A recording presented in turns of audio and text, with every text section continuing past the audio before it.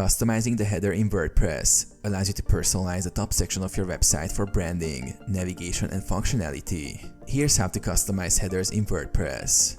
Log into WordPress admin. Go to yourdomain.com/wp-admin and log into your dashboard. Navigate to Theme Customizer. Go to Appearance, Customize to open the WordPress Customizer. Access Header Settings. In the Customizer, look for the header section. The options vary based on the theme you're using.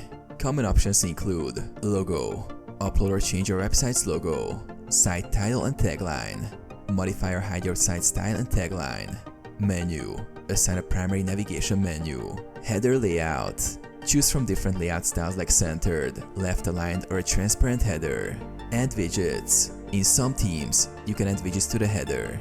Look for a header widgets section to display things like search bars, social media icons, or custom HTML. Preview and save changes. As you make changes, you will see a live preview. Once satisfied, click Publish to save your custom header.